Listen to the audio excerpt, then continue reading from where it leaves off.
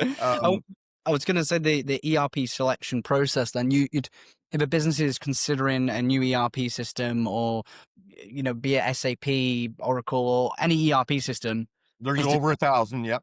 is anyone with an ERP system to contact the vendor first and ask for people using that system, similar business Well, size. first step, actually, there's one step before that, and that's documenting your critical and unique requirements, because you have to have what you need that tool to do documented very well. Now, I'm not talking about the age trial balance or generic functionality. I'm talking about what is your competitive advantage. Because you got to make sure that the software can continue or evolve or improve your competitive advantage. Because if it can't if it can't accommodate your critical advantages, why are you looking at that software? So the first thing you want to do is document your critical, unique requirements, your competitive advantages in detail. Don't worry about the periphery stuff. Every system can do accounting. Every system can do inventory. What is your critical requirements?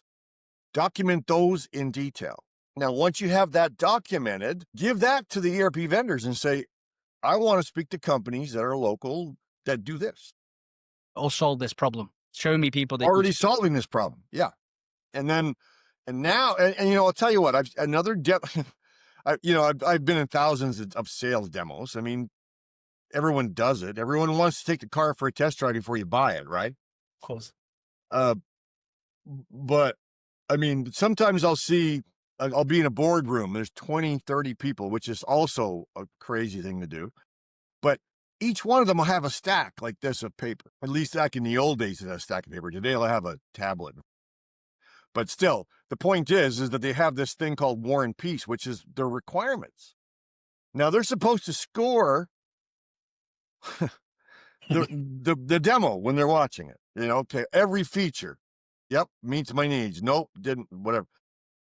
I mean, it's already hard enough to even stay focused to watch a demo. Forget about going through a list that's 100 pages of stuff that it just makes it impossible.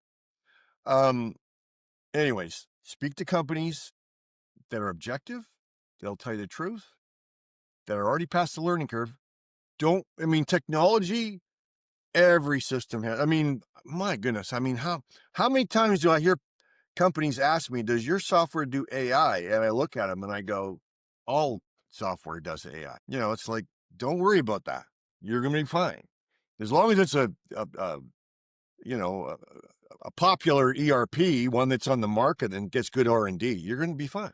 Yeah, but I don't think the question should be, does this ERP system have AI? It should be, what artificial intelligence functions or aspects can it help my business with? Not just that buzzword of, does it have an AI function? But But you see, the problem is, correct, absolutely correct. But the problem is that the people heard from another ERP vendor that theirs does AI, and they went, "Oh, but what does that mean? doesn't mean anything." But they thought that was a differentiation because they weren't able to differentiate during the demos. They all look good. So they're trying to find something to differentiate, which is maybe they've got one they've already mentally fallen in love with, and that one told them it does AI. So now they're trying to prove to everybody else in the company, let's buy this one because it's not because I'm emotionally attached to it, but because it has AI or whatever that feature, technology, or function is. And you've answered quite a lot of the questions already in terms of how a company should approach evaluating a new ERP system, the process that you would advise for them to go through. But I know we're looking at, ideally, this message reduces that percentage of failed implementations or selecting the wrong ERP system for your business. But how do you hope in the future businesses will change? And I know we've gone over the process, but in the next sort of 5 to 10 years, do you think that percentage will drop? Do you think people will listen? What can the community do to spread the message and allow people to lower that failure percentage?